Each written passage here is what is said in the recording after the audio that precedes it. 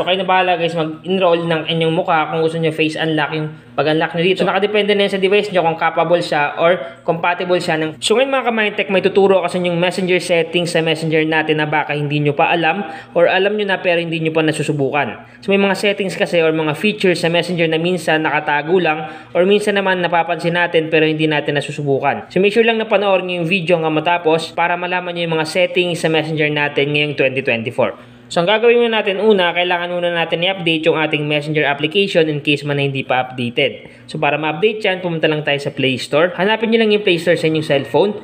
Once na makita nyo na, click nyo lang.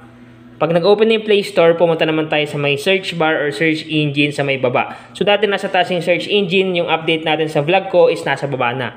So dito natin i-click yung search bar, click natin. Then i-type lang natin dito yung messenger. So type natin, messenger. So once na ma-type nyo na, search nyo lang yan. At once na may nakita kayo ditong update, so once na may update na nakalagay dyan, i-click nyo lang para ma-update yung messenger application nyo at magkaroon ng mga bagong features in case man na nag-update sila. So sa akin, updated na. Ang gagawin ko ngayon, i-open ko lang. So click open. Automatic mapupunta kayo sa messenger nyo. So itong gamit kong messenger account is demo lang para may pakita ko sa inyo yung mga settings dito. So ang gagawin natin, sa bandang taas sa may kaliwa, meron dyan tatlong underline or yung tinatawag na hamburger sign. So ito yon. Ang gagawin natin, click lang natin yan. Pag naklik na natin yan, sunod naman natin gagawin is i-click naman natin itong settings dito sa may bandang taas sa kanan. So click lang natin itong settings dito. Sunod natin gagawin is scroll up lang natin para may pakita ko sa inyo yung mga settings na baka hindi nyo pa nasubukan. So unahin natin yung memories, okay? So may memories na nakalagay dito sa may taas ng chat heads. So ang gagawin lang natin, click lang natin itong memories.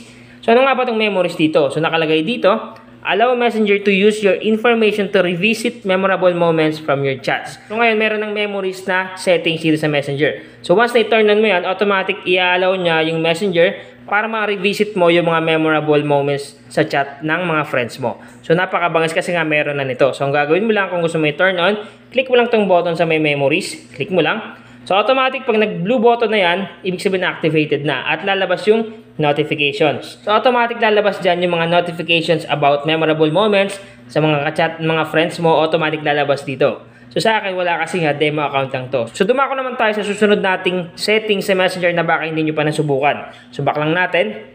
So dito guys may makikita kayo ditong privacy and safety. So may preferences.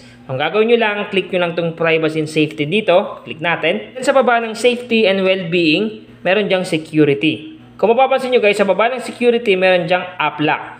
So kung matatandaan nyo na nag-vlog na ako dati kung paano i-lock yung ating messenger para hindi basta-basta mabubuksan ng kahit sino man. So ngayon meron ng built-in na app lock yung messenger mismo. So hindi ka na kailangan pa mag-download ng ibang application. Dito mismo sa messenger meron na silang app lock. So sa ibang device, meron ng nauna na nagkaroon nito. So kung hindi nyo pa ito nakita or hindi nyo pa nasubukan yung app lock dito sa loob ng Messenger sa may settings, click lang natin itong app lock. Click natin. Then nakalagay dito, unlock with biometrics. So sabi sa baba, use your face and fingerprint to unlock Messenger. You can still reply to messages from notifications and answer calls if Messenger is locked. So kung gusto nyo i-activate yung unlock with biometrics, walang problema. Ang gagawin nyo lang, click nyo lang itong button sa may katabi ng unlock with biometrics. Once na maklik mo yan, lalabas yan. Set up biometric security on your phone. So para ma-set up yan, pumunta ka lang sa settings. Sabi dito, so click mo lang itong go to settings. Pag andito ka na, hanapin mo lang yung biometrics dyan at click mo lang yung face unlock. Click mo lang. Then ilagay mo lang yung pin ng device mo. So once na malagay mo na yung pin, automatic mapupunta kayo sa may face unlock. So kayo na bahala guys mag-enroll ng inyong mukha kung gusto nyo face unlock yung pag-unlock nyo dito. Or pwede naman biometrics lang sa may fingerprint. So nakadepende na yan sa device nyo kung capable siya or compatible siya ng face unlock or yung fingerprint na biometrics. So dumako naman tayo sa pangatlong settings na baka hindi nyo pa nasusubukan or hindi nyo pa natatry. So back lang natin.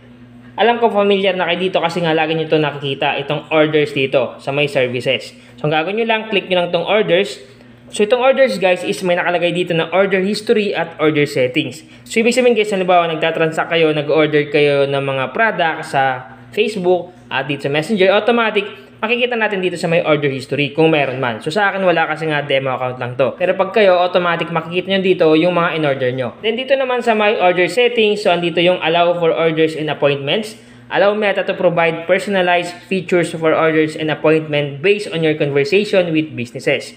So kung gusto mo i-activate yan, click mo lang tong button dito para yung mga orders and mga appointments is makikita natin dito sa may order history. So kayo na bahala mag-turn on kung gusto nyo. So yun yung tatlong messenger settings or messenger features na baka hindi nyo pa alam or hindi nyo pa nasusubukan ngayong 2024. So halimbawa nasubukan nyo na, walang problema. Ngayon ina-update ko lang kayo kasi nga minsan hindi naman lahat is nakikita talaga yung mga messenger settings dito sa ating messenger or mga messenger features. So halimbawa alam mo na to, huwag mo nang panoorin yung video. Pero kung hindi mo pa alam, sigurado ako na makakatulong to para malaman mo yung function ng mga settings dito sa messenger. At take note din pala mga ka-Mindtech na yung pag-update ng ating messenger is hindi sabay-sabay, okay? So minsan meron na yung iba na settings na ganito or features na ganito, minsan wala pa sa atin. Or minsan naman meron na tayo pero sa kanila wala pa rin. So antayin lang natin na magkaroon yung ating messenger application kasi nga hindi sabay-sabay yung pag-update ng messenger sa ating mga device. So nakadepende pa rin yan sa ating device kung halimbawa nauuna tayo sa update nila sa mga bagong features or mga bagong updates.